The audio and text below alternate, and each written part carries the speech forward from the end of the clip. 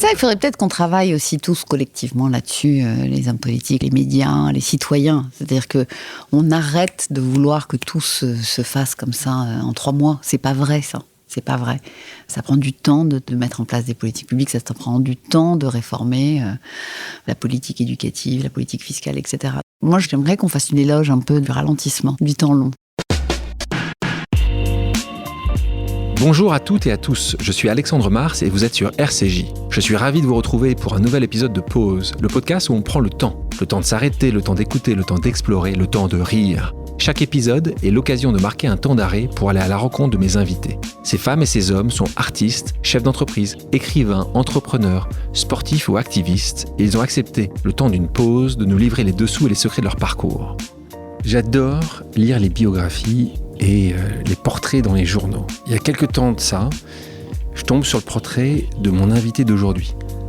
Une femme qui a eu 1001 vies. Et je me dis, il faut que je la rencontre. Mais surtout, partager sa vie avec mes auditrices et mes auditeurs. Donc j'en parle aux équipes. Et là, j'ai de la chance, Dounia, avec qui je travaille, se rend compte qu'elle connaissait la chef de cabinet de mon invité dans une vie précédente. Le rendez-vous est calé. Fille d'un homme politique et d'une mathématicienne qui a grandi dans un milieu intellectuel de gauche à Orléans. Elle quitte cette ville pour suivre un cursus académique brillant, Polytechnique, ENA.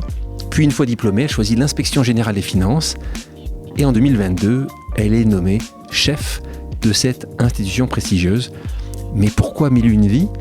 Parce que entre ces deux moments où elle est diplômée, où elle devient chef de cette institution, elle est passée par, écoutez bien, le Louvre, Le Monde, Radio France, Télérama, les hôpitaux de Paris. Ça fait beaucoup.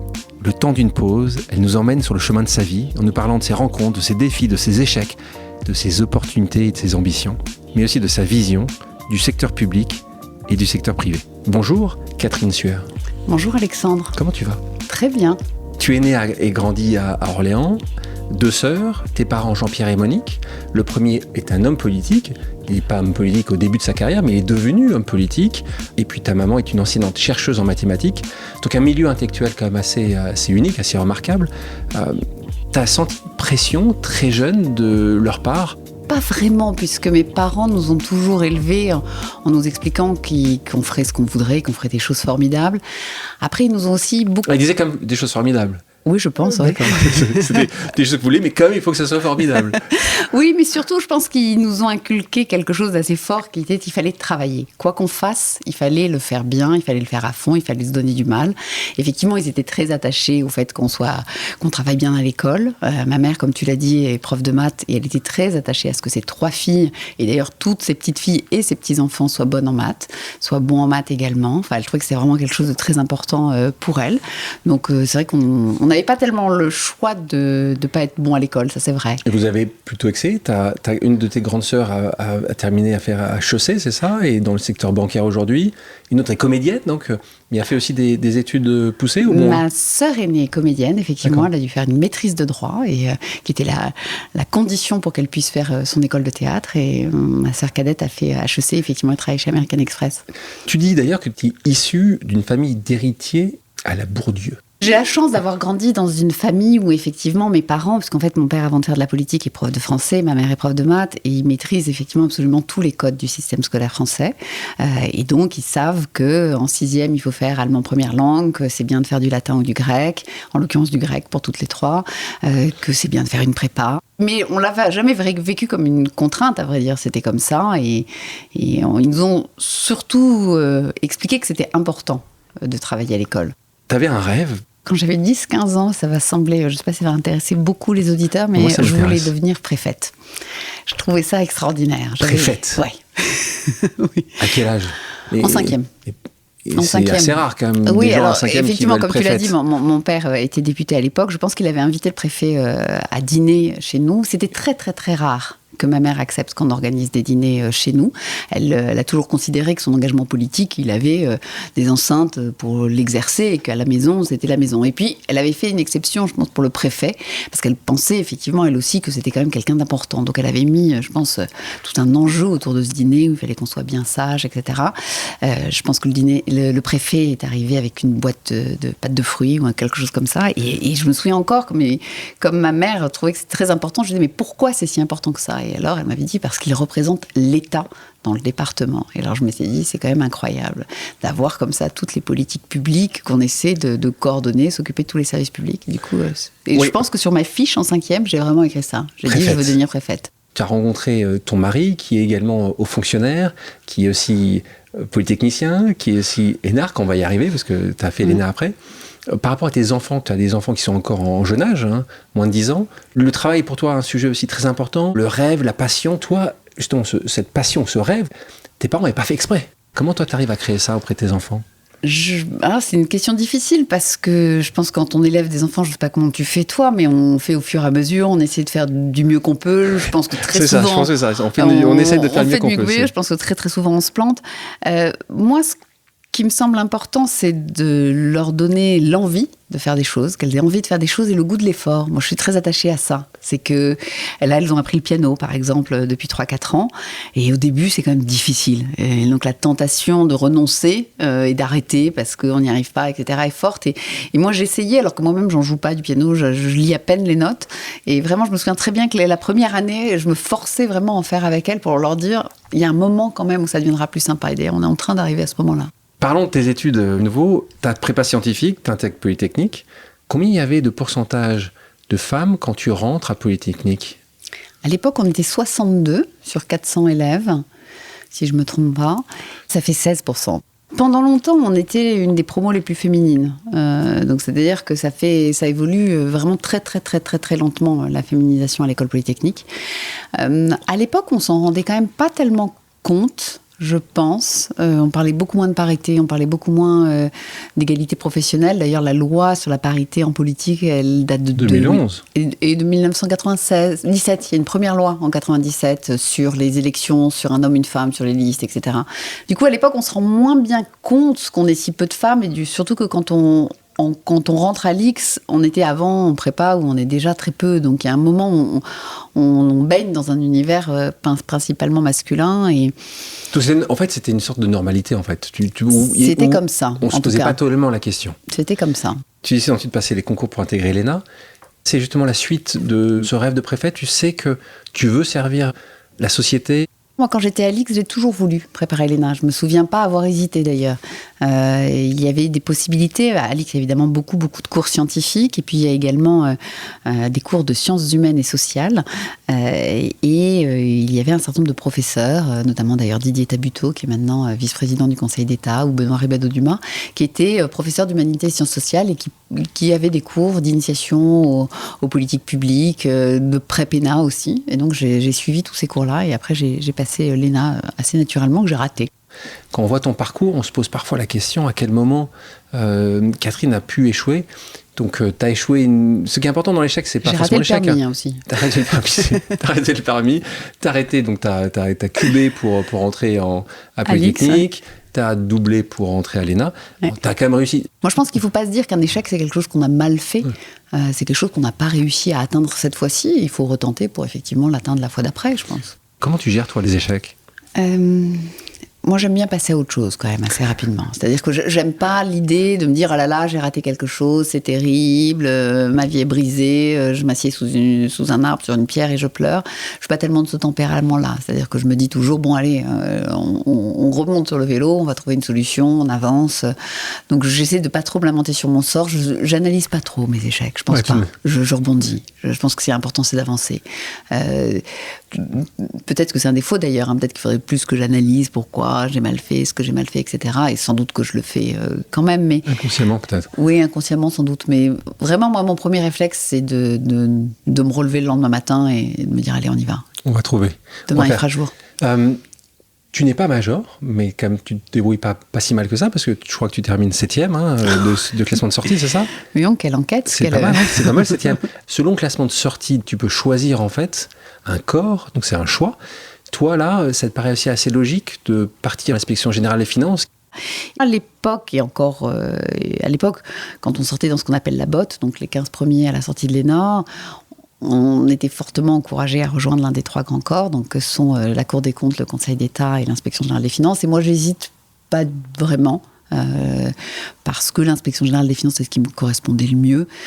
C'était un travail d'équipe, de terrain, d'analyse des politiques publiques, interministériel, qui me donnait l'impression de pouvoir découvrir plein de choses, de travailler vraiment en relation avec plein de gens, et c'est ça qui me plaisait le plus, je pense. À ce moment-là, quand tu sors, tu aurais pu justement aller travailler dans une préfecture. Tu aurais pu travailler. On a Mathias Vichra qui était ici il y a quelques temps de ça, qui a un parcours assez incroyable, qui, après l'ENA, lui, est allé travailler à la préfecture de Seine-Saint-Denis, d'où il venait.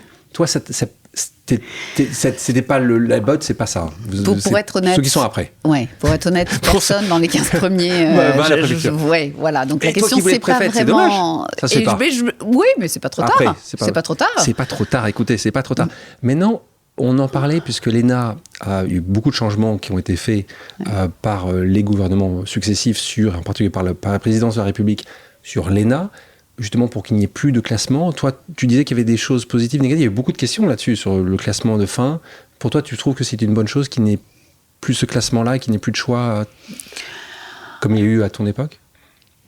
D'abord, ça change quand même la nature de la scolarité, où effectivement, pendant toute la scolarité, les élèves sont quand même inquiets. J'y étais encore hier à l'Institut national du service public, donc ça une vraie compétition, il y a un esprit qui n'est pas un esprit de corps, c'est ça que ça veut dire. Voilà, donc il y a des épreuves classantes, il y a toujours des questions sur la nature des épreuves, etc., d'une part, et puis d'autre part, c'est pas forcément très opportun que finalement, après, les administrations, elles n'ont pas le choix finalement de recruter qui elles veulent. Les gens choisissent, c'est quand même assez paradoxal. C'est-à-dire qu'en sortant de l'ENA, c'est l'élève qui choisit où il va travailler et pas l'administration en fonction des besoins et des profils qui choisit les personnes qu'il va recruter. Donc effectivement, c'est un système assez pervers. Après, effectivement, il y avait la question des grands corps qui était assez sensible. Donc tout ça, ça permet quand même de favoriser la diversité, la mobilité dans la fonction publique. C'était plutôt positif. Tu choisis donc l'Inspection Générale des Finances. Et là, on te voit partir pendant 4 années en tournée, c'est comme ça que ça s'appelle. Pour les gens qui nous écoutent, tu peux expliquer qu'est-ce que fait l'IGF concrètement? Concrètement, on fait 3 types de choses. Notre première mission historique, c'est de faire du contrôle. Donc effectivement, on va dans un service à Potrominer au petit matin, dans un service des impôts ou un établissement public. Contrôler. On arrête les comptes, on vérifie que la comptabilité est bien tenue, que tout l'argent qui doit être dans la caisse est dans la caisse, que l'organisation est bien pensée, que le management fonctionne bien, etc. Public. Que public. Historiquement, principalement les services déconcentrés du ministère des Finances, donc vraiment l'administration fiscale, et aujourd'hui un ensemble de services beaucoup plus vastes. Et même un des derniers contrôles qu'on a fait, dont on a beaucoup parlé, c'est le contrôle d'Orpea. Suite effectivement à la sortie du livre Les Fossoyeurs, il y a eu un contrôle qui a été fait par l'Inspection Générale des Finances et l'Inspection Générale des Affaires sociales. Donc ça, c'est notre première mission historique, et d'ailleurs c'est pour ça qu'on est une inspection, qui est une mission qui nous occupe pas beaucoup en réalité, qui représente à peine 5% de nos missions, parce que l'immense majorité de nos missions, c'est des missions d'évaluation des politiques publiques. Et donc, selon les cas, on travaille toujours à la demande. Donc, c'est-à-dire que le gouvernement, la première ministre, le ministre de l'économie, plusieurs ministres vont nous demander d'analyser une politique publique et essayer de l'améliorer, de proposer des améliorations. Donc, récemment, on a travaillé, par exemple, sur la stratégie nationale biodiversité.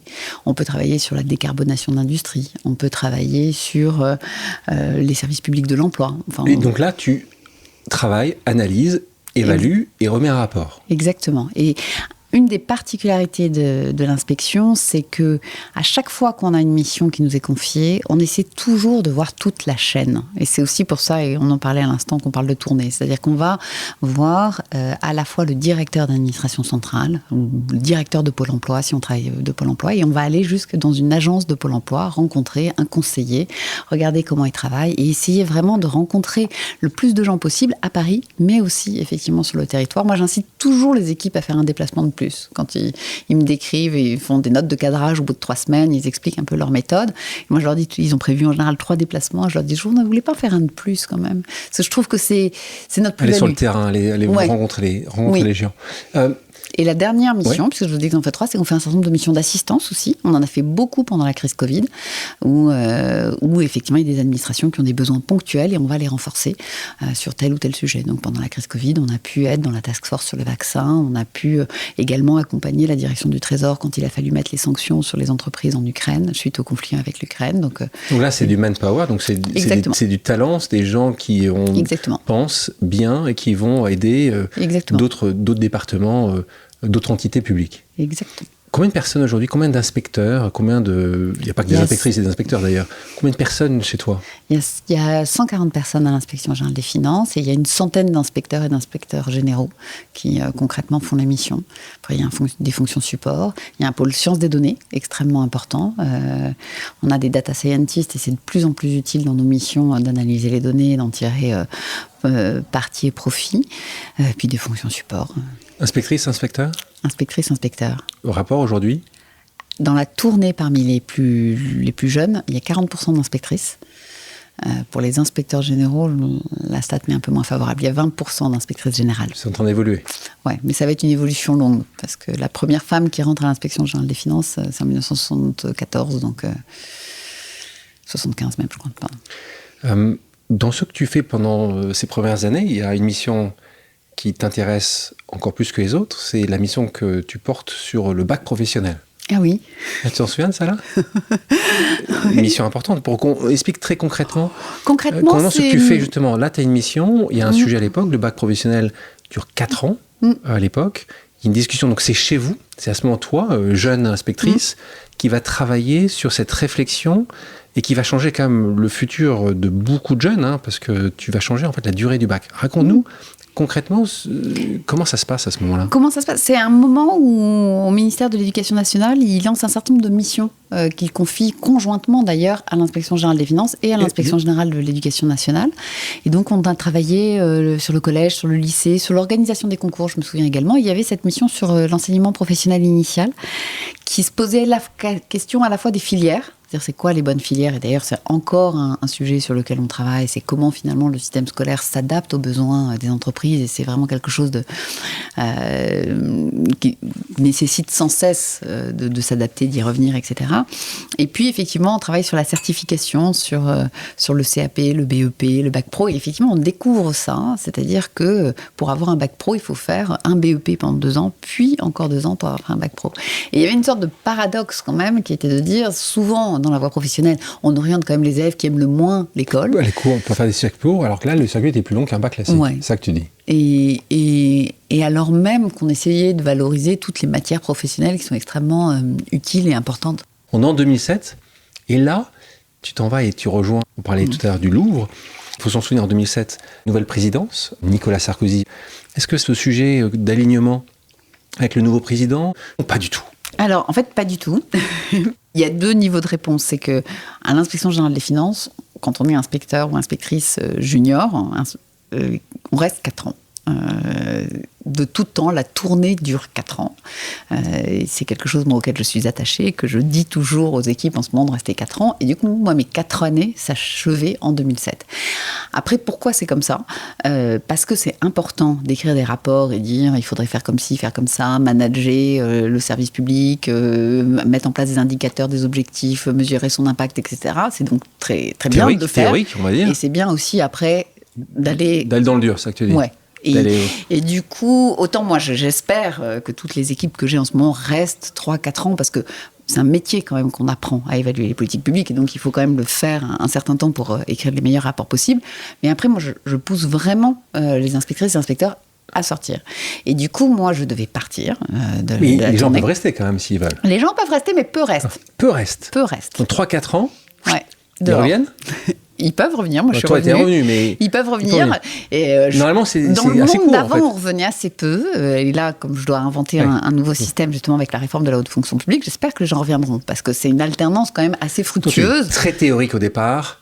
Tu vas voir le monde dans la pratique, et tu reviens, et tu seras encore meilleur. Exactement. Puis tu peux repartir, revenir, etc. Donc toi, c'est ces 4 ans-là, en fait. Et effectivement, en 2007, Nicolas Sarkozy a été élu président.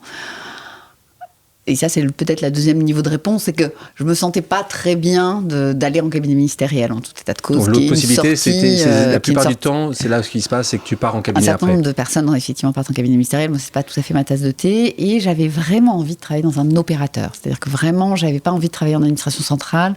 Je me disais que j'avais envie de faire des choses concrètes. Et donc, je cherche un opérateur. Et d'ailleurs, je le trouve pas. En vrai. C'est-à-dire que moi, je voulais travailler dans le secteur social, donc je vais voir toute la Caisse nationale des allocations familiales, l'Agence du médicament à l'époque, public la CNAM. À chaque fois. Oui, c'était la suite.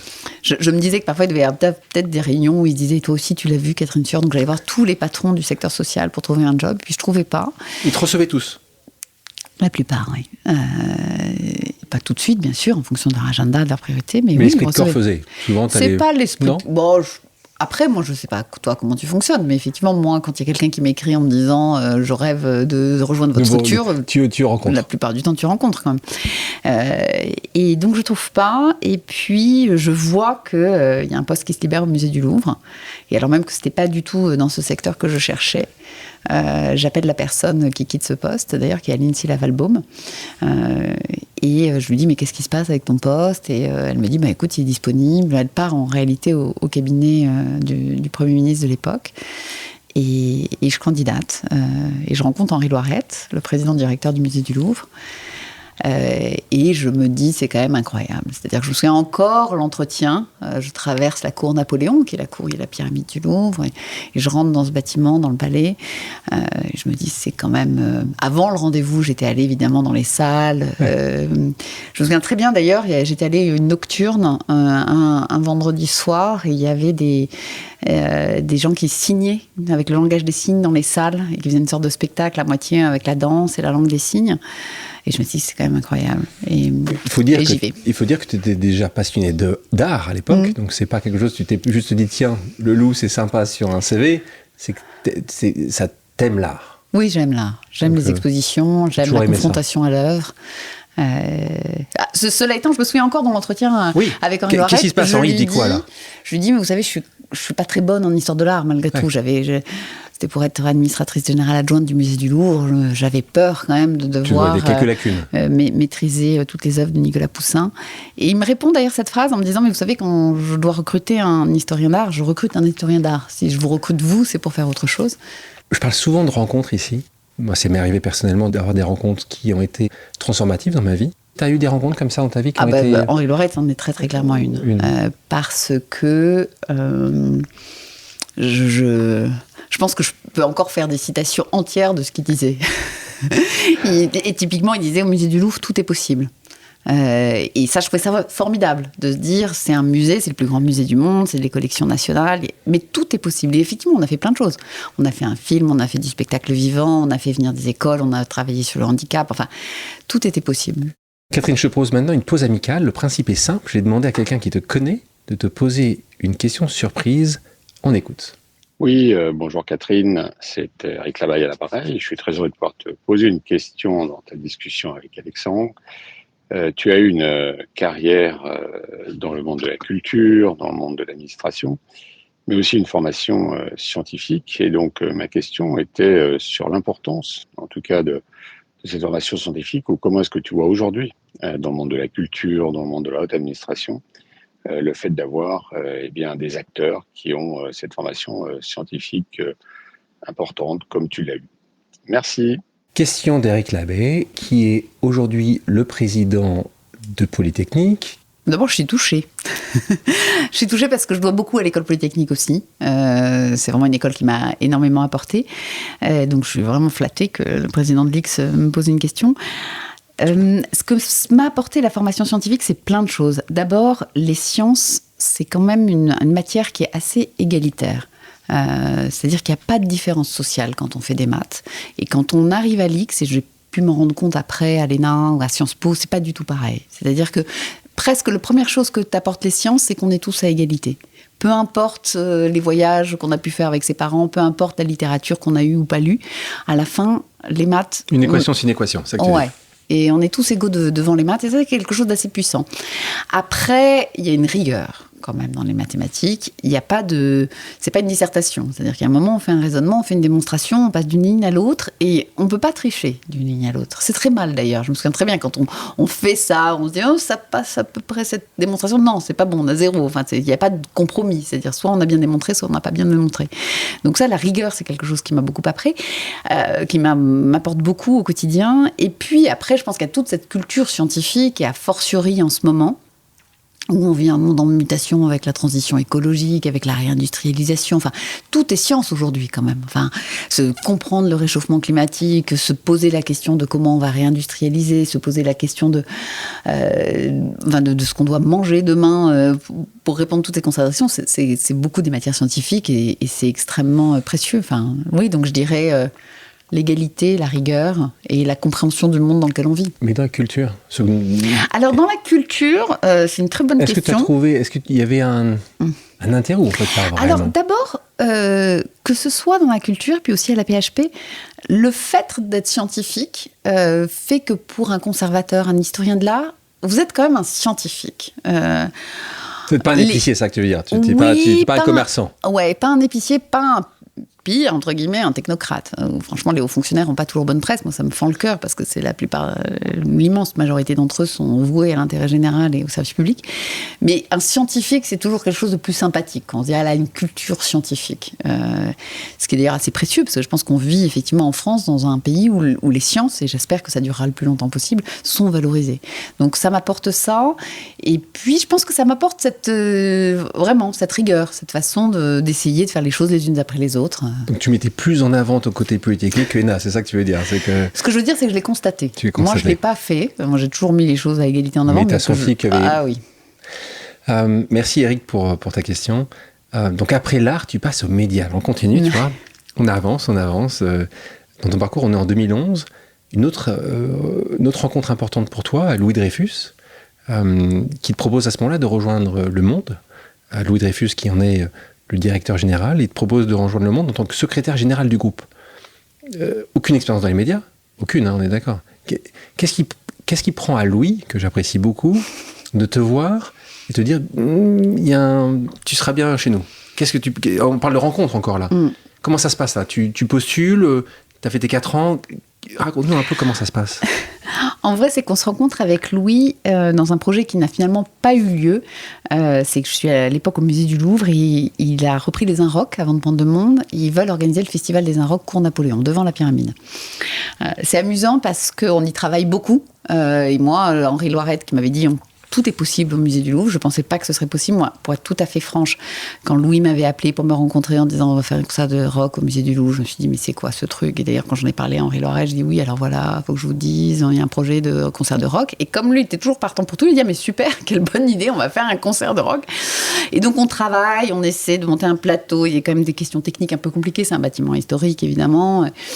Et puis ça se fait pas parce que souvent comme ça les projets se font pas. Mais le fit est là. Mais je pense que Louis m'a vu travailler et s'est dit mais c'est qui cette nana? J'avais organisé des réunions avec la direction de la surveillance, la direction du bâtiment et quand il cherche quelqu'un, il m'appelle. Oui, en fait, il me propose de le rejoindre.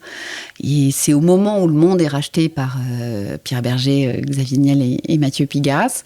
Il se passe des choses, ça m'intéresse. Dans le portefeuille de secrétaire général, il y a quand même beaucoup les ressources humaines, le dialogue social. Ce que je voulais faire avant. Donc je me dis, mais c'est une façon finalement de travailler dans le secteur social. Et j'hésite pas beaucoup. Je me dis, ça sera l'aventure. C'est aussi découvrir le secteur privé et un secteur privé qui est une entreprise qui a beaucoup de sens pour moi, puisque c'est Le Monde. Et puis après, comment on peut refuser d'être secrétaire général du Monde? C'est un titre qui se refuse pas, non? On parle de recrutement. Quand tu recrutes, toi, aujourd'hui, parce que ces moments-là, il y a eu des gens qui t'ont fait confiance, alors que tu n'étais pas parfaitement en phase avec potentiellement le poste. Toi, aujourd'hui, dans tous les recrutements que tu as pu faire et que tu continues à faire, tu valorises quelque chose en particulier? Est-ce que c'est la rencontre, c'est l'histoire, c'est le passé, c'est le diplôme? Qu'est-ce que toi, qui es quand même surdiplômé, est-ce que c'est... C'est une bonne question parce que justement, que ce soit avec Henri Loiret, mais encore plus avec Louis Dreyfus, moi j'ai eu la chance effectivement d'avoir des patrons qui ont fait des recrutements dits atypiques. En plus, moi, la première mission que me confie Louis Dreyfus quand j'arrive au Monde, c'est m'occuper du plan social de l'imprimerie du Monde. J'avais jamais, par définition, ni conçu, ni mené, ni imaginé faire ça dans ma vie. Et du coup, je pense que j'ai eu la chance d'avoir effectivement des managers qui se sont dit l'important, c'est d'avoir quelqu'un qui a des idées, de l'envie, du drive, de faire avancer des projets.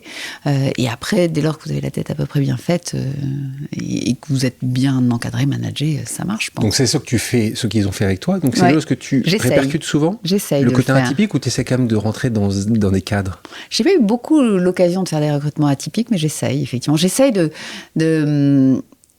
et a fortiori en ce moment à l'inspection générale des finances, parce que j'ai souvent des candidats quand même qui cochent toutes les cases. Donc j'essaie toujours de me poser la question de ce qu'ils font à côté, quels sont leurs engagements associatifs. Tu essaies de mettre une sorte de discrimination positive dans ce que tu fais? Je ne sais pas si j'aime le terme discrimination positive, mais en tout cas, concevoir des politiques RH pour aller chercher des gens un peu différents, ça je trouve ça très très intéressant, oui.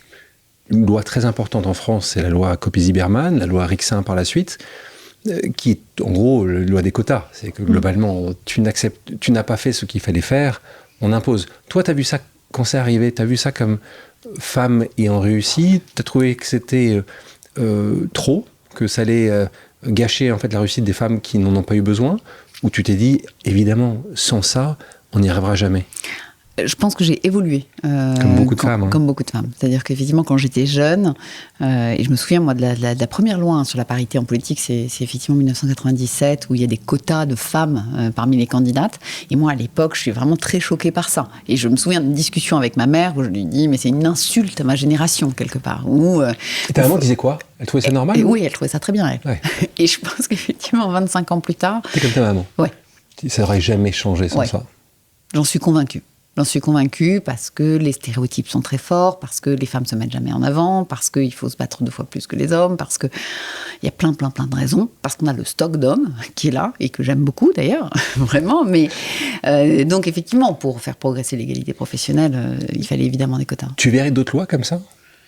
On parle de diversité, là, on parle de genre. Est-ce que tu verrais d'autres lois sur la diversité? Je pense qu'en France, on est évidemment très, très réservé sur la diversité, sur la façon de mesurer la diversité des origines, la diversité sociale. Mais c'est effectivement une vraie question. 2012, alors tu rejoins Radio France en tant que directrice générale déléguée. C'est le secteur public qui te manque? C'est Jean Lucas qui m'appelle. Il t'avait rencontré, tu l'avais rencontré dans un dîner. Comment ça se passe? Alors pas du tout, je le connais absolument pas.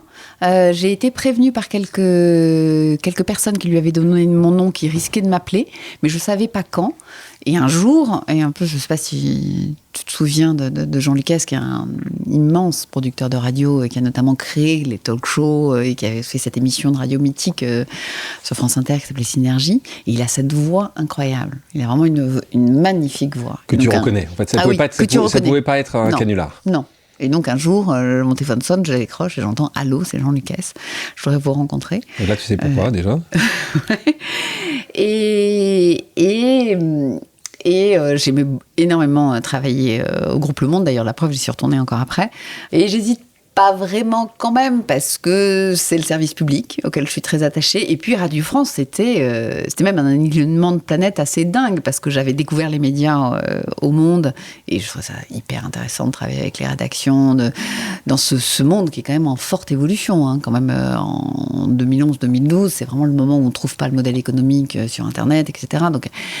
Donc j'adore les médias, j'adore la culture, et j'aime le service public. Et à Radio France, il y a quand même toutes ces dimensions. C'est-à-dire que c'est le service public de radio, qui est un grand média, et qui, par ailleurs, a quand même une activité culturelle très riche. D'abord parce que ses antennes traitent beaucoup de la culture, et puis aussi parce qu'il y a 2 orchestres, et toute une politique culturelle à Radio France. Donc, ça coche tellement de cases que c'est difficile de dire non.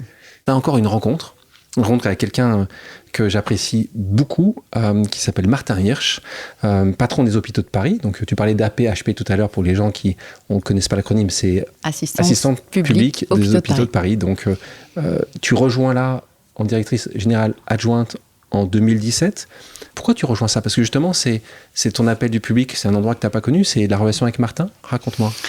Il travaillait auparavant avec une autre inspectrice des finances, Amélie Verdier, qui quitte son poste et qui m'appelle en me disant écoute, je quitte mon poste. Elle est à l'époque nommée directrice du budget, d'ailleurs, c'est quelqu'un d'absolument remarquable, Amélie.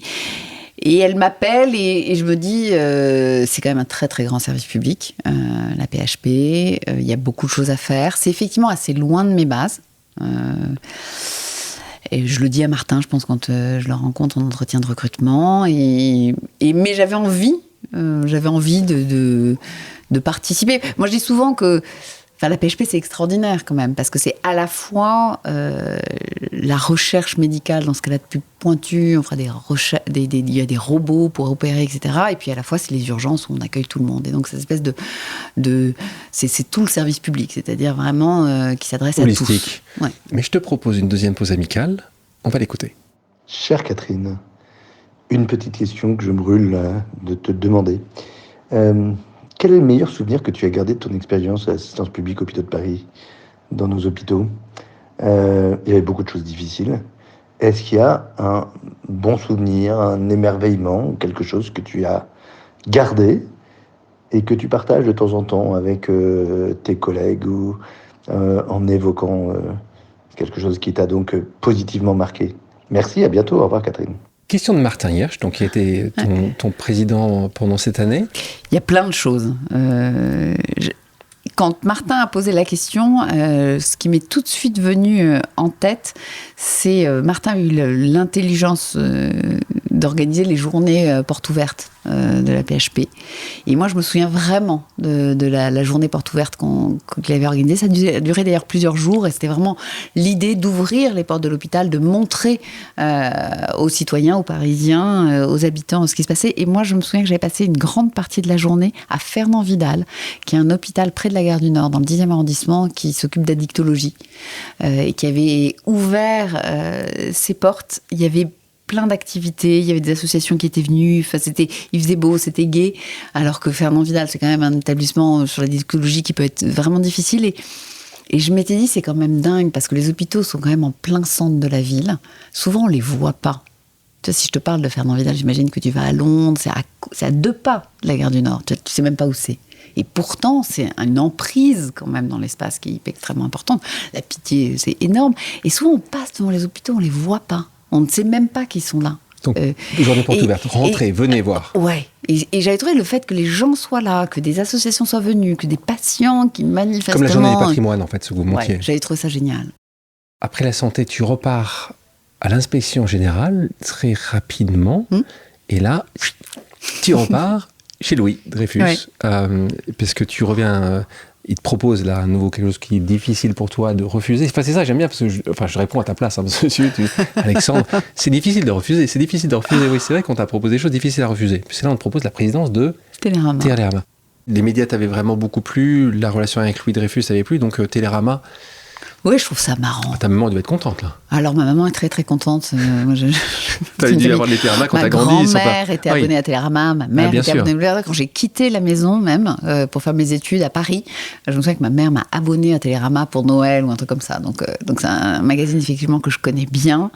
Et là aussi, moi, je suis une enfant de la télé. J'ai regardé beaucoup la télé quand j'étais enfant, en rentrant de l'école, etc. J'aime la télé. Je la regarde effectivement de moins en moins. Mais c'est quelque chose de diriger un magazine télé. En fait, on se dit toujours que la télé, c'est fini, tout le monde regarde les plateformes, etc. C'est pas vrai, en réalité. Il y a encore des millions et des millions de personnes qui regardent la télévision. C'est un média. Les jeunes, moins. Les jeunes, on va dire la vérité. Les jeunes, moins. Mais absolument. Il y a quand même une descente quand même Il y a même une fracture, tu as tout à fait raison. C'est-à-dire qu'effectivement, aujourd'hui, les jeunes de moins de 28 ans, effectivement, ne regardent plus du tout la télé. Dans les courbes, effectivement, on voit très net. Le linéaire n'existe plus, on est sur du streaming. Exactement. Premier mois au sein de Télérama, important, parce qu'il y a une enquête qui est commandée auprès du cabinet de Caroline Haas, afin de révéler des potentiels agissements sexistes au sein de la rédaction. Donc ça se lance. Ça, c'est de nouveau la cause dont on parlait tout à l'heure, cause féministe, en tout cas de faire attention et de stopper des choses dont tu avais entendu certainement quand tu étais arrivé.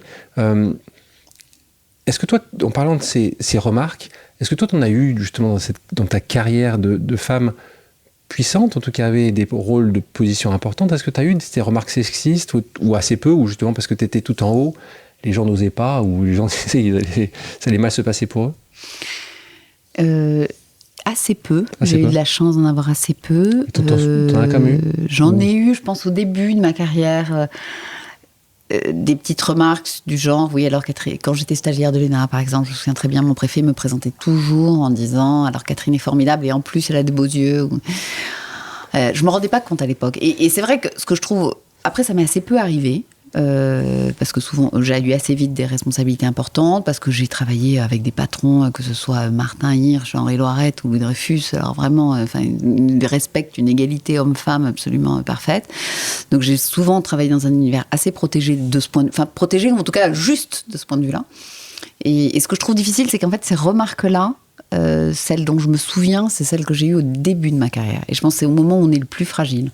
Et moi, ce que j'essaie toujours de dire aux jeunes femmes qui débutent, c'est de ne pas les garder pour elles, ces remarques. Parce que je pense que ça ronge de l'intérieur, on n'ose pas trop, donc il faut vraiment, il faut s'exprimer. Et quelqu'un qui dit, en plus, t'as de beaux yeux, c'est un agissement sexiste. Les agissements sexistes, c'est interdit par la loi, il ne faut pas l'accepter. Mais c'est difficile souvent quand on est en début de carrière, qu'on est une jeune femme, qu'on veut bien faire, voilà. J'espère que ça change, je pense que ça change. 2022, on revient. On revient chez toi, là où tu es aujourd'hui, c'est-à-dire à l'Inspection Générale des Finances. Là aussi, ça te paraît logique. Là, tu ne reviens pas comme un élastique, puisque là, tu reviens pour en prendre la direction. Comment ça se passe à ce moment-là? C'est quand c'est le ministre? J'étais nommée entre les deux tours des présidentielles, d'ailleurs. J'étais à la limite 2 mai 2022. Je suis contente qu'on m'appelle. Fière. Je suis très fière qu'on m'appelle.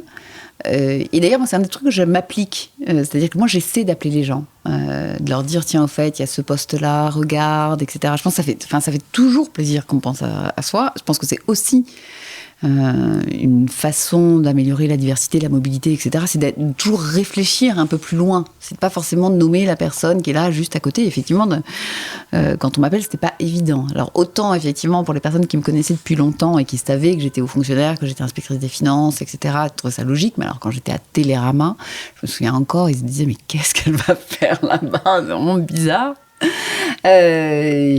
Non, je suis contente. Je me dis qu'il y a des choses à faire. Je me dis que ça va pas être facile, parce que dans le cadre de la réforme de la haute fonction publique, il y a des vrais enjeux, mais que c'est intéressant. Et que je suis très attachée à cette institution. Ouais, ça sent. T'as postulé quand même, parce que tu le savais que la directrice partait. Ah non, j'ai pas postulé, j'étais nommée en... Non, mais je sais, mais est-ce que t'as intrigué, t'as émis le souhait fort, voilà, ce qui est, encore une fois, ce qui est normal, c'est tu veux quelque chose, Non, mais j'ai rencontré effectivement l'intégralité des personnes, que ce soit au ministère de l'économie. Combien de rendez-vous tu as fait pour obtenir le poste? 4 ou 5, je pense. Que 4 ou 5? Ouais. J'aurais pu imaginer plus. Et non, aussi du côté du gouvernement, du ministre. Non, plus, oui, sans doute. Oui. Je pense. Il faut espérer, parce que nous, on veut être sûr que la chef d'inspection, c'est ça va, ça commence à être... Tu sais, je crois que Google, il faut que tu en prennes 10 donc, chez Google. Donc, tu vois, il y a encore un peu d'effort, mais 7, c'est quand même pas mal. Ouais. Et là, je réfléchis, effectivement. Là, ce que je veux dire, c'est que j'y vais pas les mains dans les poches en disant... Non, c'est pas une chose, c'est que tu veux. Oui, voilà. Tu montes ton amour pour le poste et l'institution. Oui.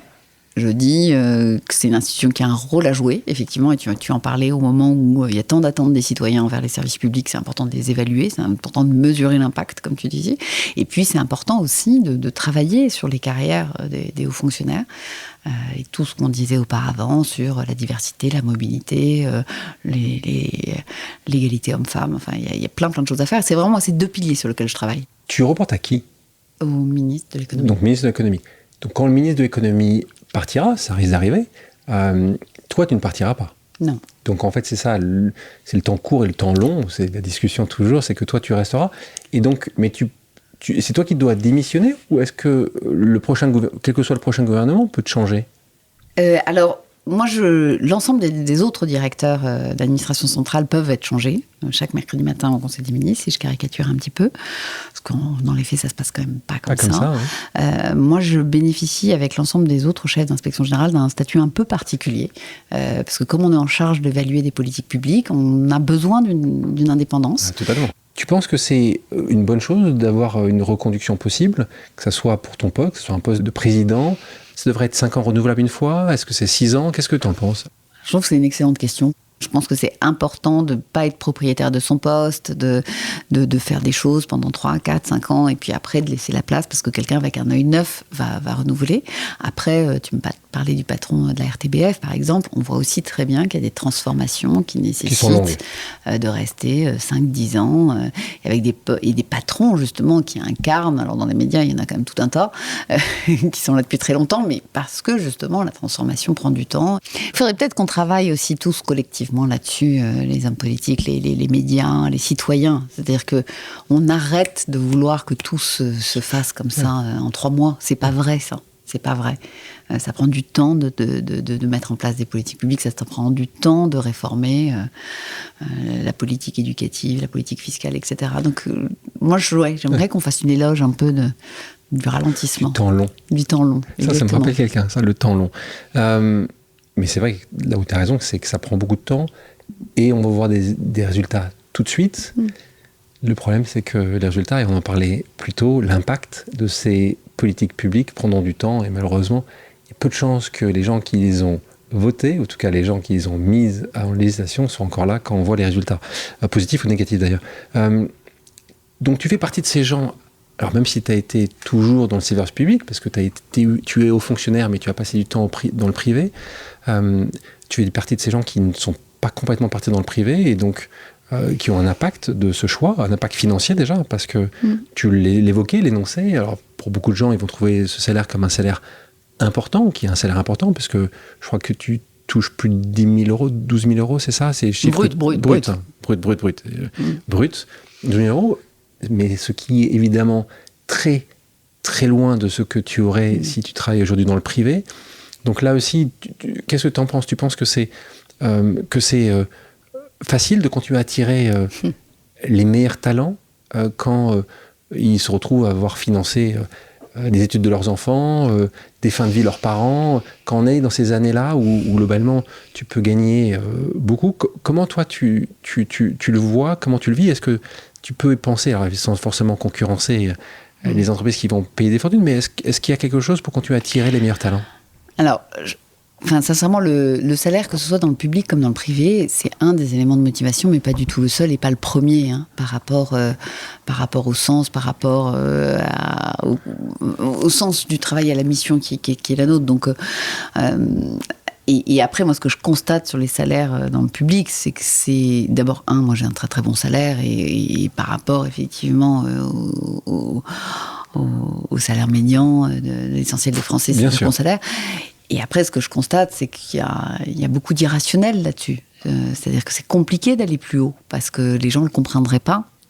Donc forcément, on a des carrières et des salaires dans le public qui sont ce qu'ils sont aujourd'hui. Une Catherine Sueur aujourd'hui travaille dans le privé, tu ne serais pas 12 000 euros brut, ce serait combien? J'en ai aucune idée, ça dépend. Mais si. Non, mais ce serait plus.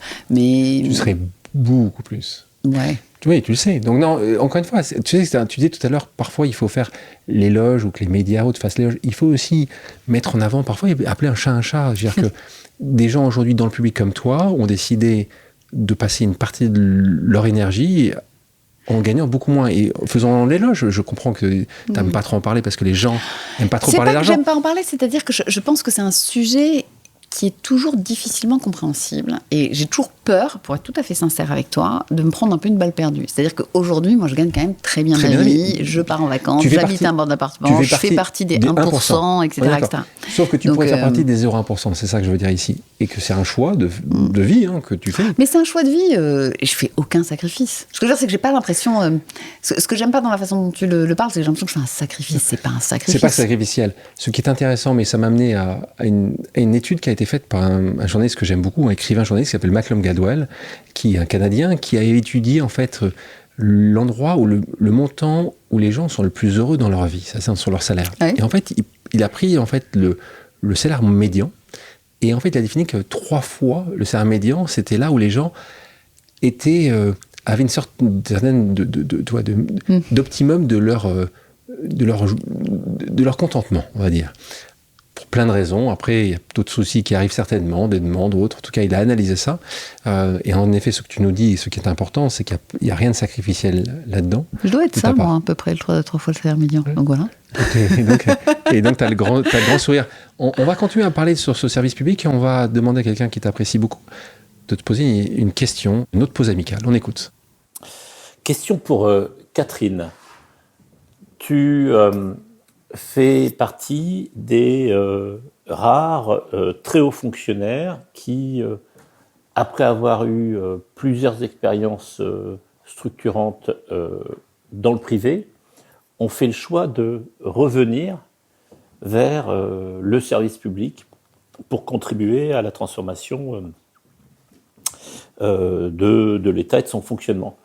J'aurais voulu que tu nous parles un peu de ce qui te motivait dans cette trajectoire, ce que tu gardais de tes années dans le privé et peut-être aussi ce que l'État pouvait faire pour rendre les parcours au sein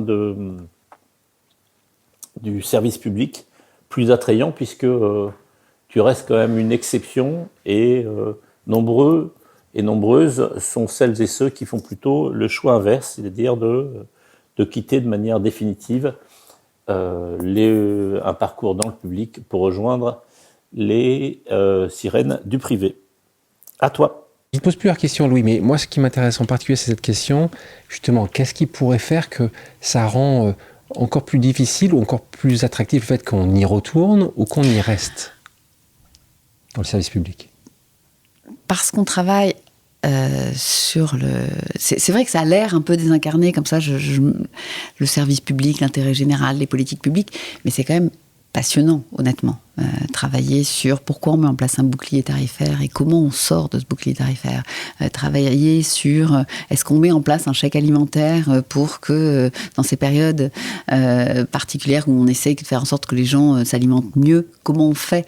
C'est des questions essentielles. Comment on améliore le service, les politiques éducatives, comment on travaille sur la stratégie nationale biodiversité. C'est hyper intéressant. C'est des questions qui sont à la fois des questions politiques, au sens noble de la politique, c'est-à-dire comment on met en commun les moyens et faire en sorte qu'on ait des politiques publiques les plus efficaces et les plus performantes possibles. Donc, moi je dis souvent ça, c'est que le public c'est toujours plus intéressant. En tout cas, ça m'intéresse plus exactement. J'avais reçu ici l'avocate en droit du sport Delphine Verheyden qui me disait la chose suivante. J'ai enseigné pendant 10 ans à Sciences Po et j'ai souvent été frappé par l'image qui me semblait trop précise de ce que mes étudiants voulaient faire. Laissons-nous la chance d'être surpris dans notre parcours et je crois que c'est la condition nécessaire pour saisir des mains qui nous sont tendues. Toi aussi, tu penses que c'est nécessaire d'avoir un plan de carrière tout tracé, parce qu'on l'a bien vu là, c'est pas vraiment ce quelqu'un. Et pourtant, la boucle est bouclée d'une certaine manière, même si tu as encore beaucoup d'années devant toi. Donc moi, ce qui m'intéressera de comprendre, c'est qu'est-ce qui va se passer dans quelques années. Comme 4 ans, c'est le terme, c'est dans 4 ans, j'ai envie de savoir qu'est-ce qui se passe. Comment toi, tu te l'es appliqué ? Est-ce que tu t'es laissé le temps ? C'est vraiment la question de se laisser le temps. Ce qu'elle nous disait, c'est un peu l'apologie de se laisser le temps. Tu me dis le temps long, de se dire... Prends le temps et les rencontres. Comment toi, tu conseillerais justement une jeune Catherine de 25 ans ? Alors, d'abord, j'en conseille beaucoup, puisque à l'inspection des finances, j'ai à peu près 60 personnes, 60 inspectrices et inspecteurs qui ont moins de 35 ans, et je constate qu'ils sont tous inquiets sur la suite, ils se demandent ce qu'ils vont faire, ils se posent plein de questions, etc. Effectivement, moi, le premier conseil que je donnerais, c'est d'avoir confiance, c'est-à-dire qu'il y a des opportunités dans la vie, mais il y en a plein, il faut être à l'écoute, il faut rencontrer des gens, il faut se projeter, il ne faut pas avoir peur de faire des choses un peu étranges. Effectivement, moi, malgré tout, quand Louis allait me chercher pour devenir secrétaire général du groupe Le Monde, c'était quand même bizarre, c'est-à-dire que moi, j'étais dans le plus grand musée du monde, et j'allais m'occuper d'une imprimerie. Donc, il ne faut pas avoir peur de faire aussi des pas de côté. Et je pense qu'en plus, on a la chance de vivre aujourd'hui dans une époque où le fait de changer de boulot tout le temps est beaucoup mieux compris qu'auparavant. Je pense qu'avant, il y avait des espèces de carrières toutes tracées. Si on faisait un pas de côté, les gens vous posaient toujours une question dans mais elle change tout le temps, etc. Alors qu'aujourd'hui, c'est beaucoup plus accepté. Donc, il ne faut pas hésiter à saisir les opportunités, prendre des risques. Tout ça n'est pas très grave à la fin. Et on va continuer avec une dernière pause amicale. On l'écoute. Salut Cathy, c'est Guillemette. Alors maintenant que tu es revenue dans le secteur public, c'est pour toujours ? C'est une question de ta meilleure amie, l'une de tes meilleures amies, Guillemette Picard. C'est marrant parce qu'ils m'ont beaucoup posé cette question, les uns et les autres, que ce soit Guillemette, Louis. Louis, il espère dans 4 ans te débaucher, donc je sais pourquoi il t'a posé la question. Je sais pas si c'est pour toujours. J'aimerais, j'en sais rien. Qu'est-ce qui pourrait être possible? Quelque chose... Préfète, c'est plus j'adorerais, moi, être préfète. Si, c'est possible, bien sûr. Oui, non, c'est tout à fait possible d'être préfète. Ça dépend où, après. Hein. Mais est-ce que c'est pour toujours? En tout cas, ce qui est pour toujours, c'est l'intérêt que j'ai pour les politiques publiques. Et j'aimerais me dire... Enfin, d'abord, là, je suis tout à ma tâche, donc honnêtement, je ne pense pas vraiment au poste d'après. Mais... Mon attachement, en tout cas, au service public, il est pour toujours, ça c'est sûr. Après, peut-être que j'aurai une autre expérience dans le privé et j'aimerais... Finalement, je suis revenue 2 fois. J'aimerais me dire que même si je repars dans l'entreprise, je serai en capacité de revenir encore. Ouais, en tout cas, ce qui est sûr, c'est que mon intérêt, il sera pour toujours. Ça, c'est vrai. Ça, c'est vrai. Mais après, je reconnais qu'on apprend plein de choses dans l'entreprise. Enfin, moi, j'ai fait des choses formidables, que ce soit au Monde, à Télérama. J'ai adoré. Et je me suis nourrie de ça. J'ai grandi de ça. J'ai appris beaucoup, là. J'ai appris plein de choses. Ouais, donc, en tout cas, je suppute qu'il va y avoir certainement un certain nombre de propositions qui arriveront jusqu'à toi, ou que tu écouteras ou pas dans quelques années. Et donc, ce qui est bien, c'est que je vois en fait le champ des possibles. Moi, j'ai plein d'idées dans ma tête. Donc, je suis persuadé que tu vas continuer et tu nous amèneras encore une fois vers d'autres postes. Je propose maintenant une pause musicale. Catherine, quelle est ta chanson culte? Les gens qui doutent, Anne Sylvestre. On va en écouter un extrait. J'aime les gens qui doutent, les gens qui trop écoutent leur cœur se balancer. J'aime les gens qui disent et qui se contredisent et sans se dénoncer. J'aime les gens qui tremblent, que parfois ils nous semblent capables de juger. Catherine, merci d'avoir accepté mon invitation. Merci beaucoup à toi. Très bon moment. Merci à tous d'avoir pris le temps de faire une pause avec nous sur RCJ. J'espère que l'émission vous a plu, inspiré ou fait réfléchir. Si c'est le cas, je compte sur vous pour soutenir Pause sur radio-rcj.info ainsi que sur toutes les plateformes d'écoute. À bientôt sur RCJ pour un nouvel épisode de Pause.